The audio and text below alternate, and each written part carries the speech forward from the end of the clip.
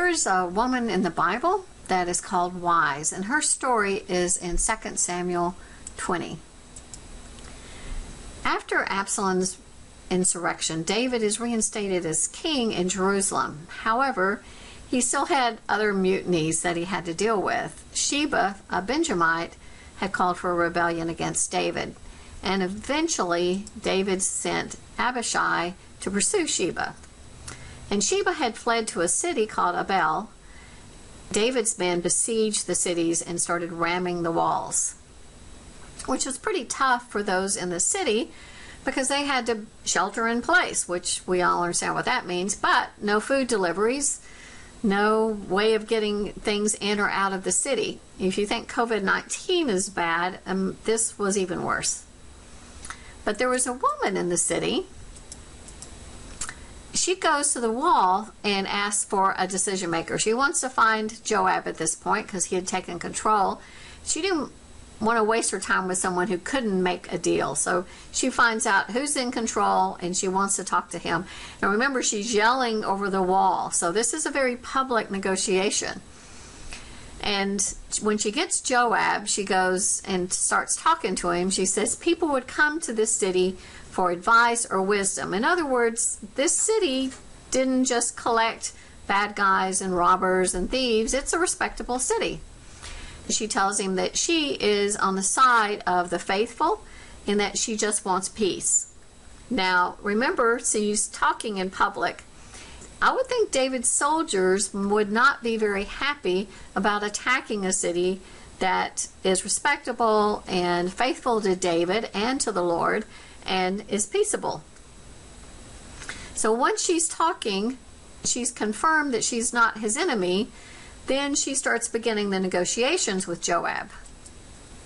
Why are you destroying the city and the Lord's people and the heritage of the Lord? She puts Joab on the defensive and against the Lord, which is a good place for her to be in the negotiation. So Joab now has to defend himself.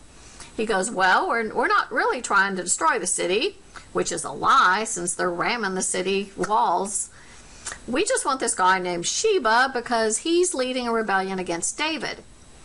Now, this is key to a good negotiation. What is the real issue?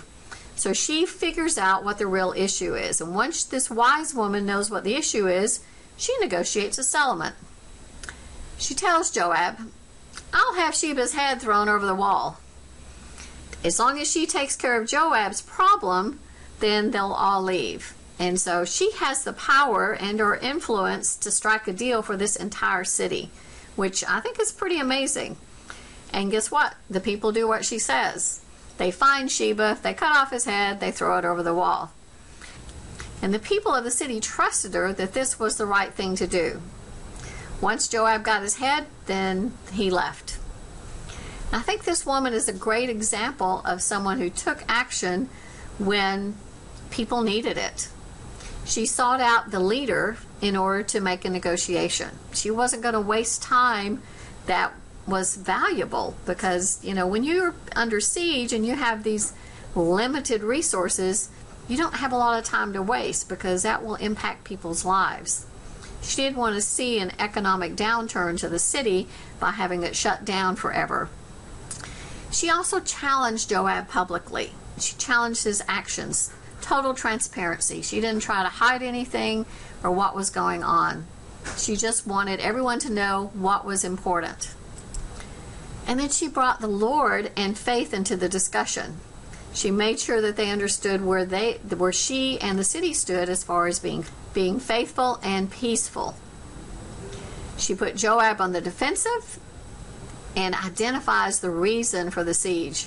Once she knows the reason, she negotiates a deal, and then she delivers on the deal. What a wonderful example of a negotiation by a very wise woman. Thank you.